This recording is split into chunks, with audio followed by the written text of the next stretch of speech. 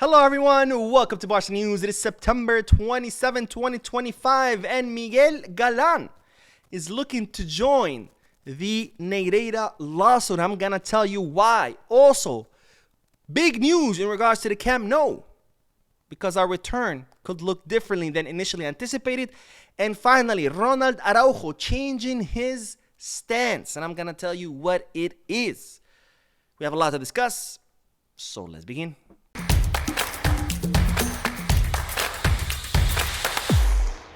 Hello everyone, welcome to the channel. My name is Mo. We'll begin this video by discussing Miguel Galan, who is looking to join the Negreira case. Now, if you don't know who Miguel Galan is, he's a lawyer in Barcelona. He's also kind of in charge of this organization for transparency in football. He's known for bringing a lot of lawsuits when he sees that things are not being done the correct way in football. In fact, he started many of the lawsuits that initiated the fall of those in charge of the Royal Spanish Football Federation, including Rubiales.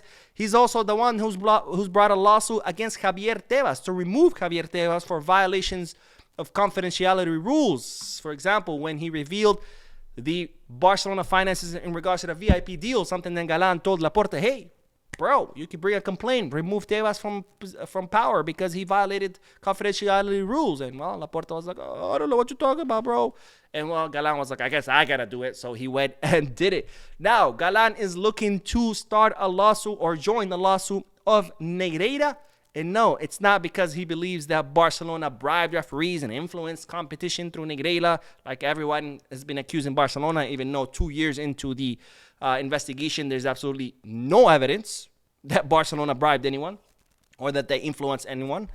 And this is why Galan believes that, well, he needs to join the Negreira case. Now, this is directly from a statement that he posted on Twitter. The statement is very long. I took out just the more important parts. If you want to read the whole thing, you can go to his Twitter account. It was just Miguel Galan. But it says, although it has been proven that the refereeing reports from Negreira's son, according to his testimony, amounted to 60,000 euros, existed, he has distanced himself in his statement from the 7.5 million euros his father received. However, this does not imply that a match was altered or that a crime of sports corruption regulated by Article 286 of the Penal Code was committed. However, it does show the misuse of members and club funds of FC Barcelona for the purpose other than those established in the bylaws. Therefore, this issue is relevant from the perspective of the crime of disloyal administration. There is no sports corruption in the Negreira case. The accusation is artificial and based on probabilities and mere conjectures. Boom goes the dynamite. This is exactly what I've been saying this whole time. Now, if you don't know, well, let's recap real quick. Barcelona hired Negreira, former referee, as a consultant for the club. You know, they would pay him money. In exchange, he would make refereeing reports. That's something that all first division clubs do. They all have former referees on their payroll. They give them reports about referees, new rules, how to interpret rules, etc., etc., etc. So Barcelona hired Negreira from 2001 to 2018, during which they paid him a total of 7.5 million euros over the span of 17 years. Now, Barcelona have been accused of bribing referees because Negreira, while he was hired by Barcelona, he was also one of the vice presidents of the Technical Committee of Referees, the CTA. Now, that role was completely honorary. Negreira had no power in the CTA. In fact, he didn't even receive a salary for being one of the vice presidents of the CTA.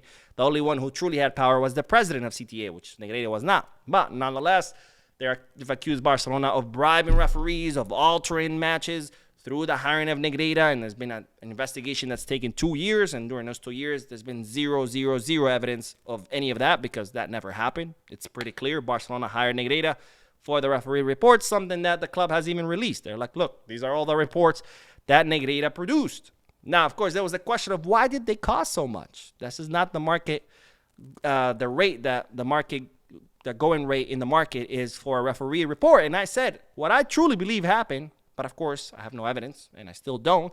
But what I since that happened, is not that Barcelona were trying to bribe referees by overpaying for these refereeing reports, is that Sandro Rosé and Bartomeu and maybe other presidents before them or after them were stealing. How do you steal? Well, let's say a refereeing report costs 10,000 euros. So you give 10,000 to Negreira or his son or whomever. They do the report, but on paper you write that it costs 60,000. So you pocket 50 and 10 goes to Negreira, maybe another 5 so Negreira can, help you with the whole paperwork, faking of the paperwork. That's what I think happened. Looks like Galan thinks that happened too, and this is why he wants to join the lawsuit to prove that. Hey, I'm all for it because, again, no evidence of any kind of sports corruption. I think truly that this was just a way for Bartomeu and Rosé to steal from the club, the same way with everything else they've done, right? Because they were overpaying for everything. If something cost 1,000 euros, they would pay 3,000. It's like, why? My feeling is that they were stealing from the club. But anyways, let's move on to the next bit of news, because speaking of Barcelona, oh wait, I was going to talk about Barcelona presidents, but no, we have to talk about the Camp Nou, because ladies and gentlemen, we have great news in regards to the Camp Nou, and that is that when Barcelona return to the Camp Nou, they might return directly into Phase 1B instead of just Phase 1A. Now, if you don't know what I'm talking about, Barcelona got to be returning to the Camp Nou in phases. This is Phase 1A. Which is the section behind South Goal and the lateral section on the left. That's the two sections in color. That will house 27,000 people. That construction on those two sections is completely done. Barcelona submitted the certificate. The city inspected it. They found damages that Barcelona needed to fix. So they denied the license. Barcelona went back, fixed everything, submitted the certificate again. The city inspected it again. And this time, the fire department and the police said no, because there were some safety concerns that Barcelona need to address. So now Barcelona are working on addressing those issues. Once they're done, they're going to submit the certificate again for the third time.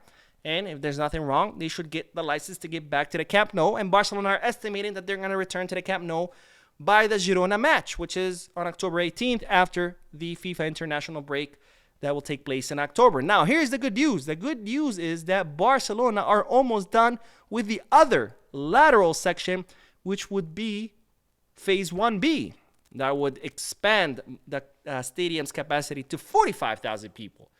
Now, they're saying that that section is almost complete, and that, in fact, Barcelona have already requested from the company Decra, which is a company accredited by the city to conduct inspections, to go and inspect it. So if Decra goes, inspects that section, the other lateral section, and it's all good, and the city inspects the sections from the Phase 1A, and it's all good as well, Barcelona could be returning to the Camp Nou with 45,000 people, which, of course, this is almost the same capacity as the Olympic Stadium, which is great news. That means we would go back to making the same amount of money without having to pay rent for the stadium. And B, that would make the Camp Nou qualify under the UEFA rules to host the Champions League matches. So if everything goes to plan, we should be back at the Camp Nou with 45,000 people against Girona, and we could be playing the Champions League matches there. Hopefully that's what happens. Of course, as I always say, when it comes to the Camp Nou, see it to believe it. Now, on to the next bit of news, and now we're going to talk about presidents,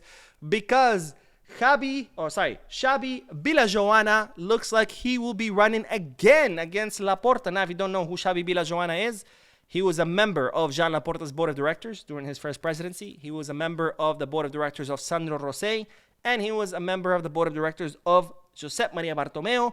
He ran in the 2020 election, or 2021 elections, whichever year it was, against Jean Laporta.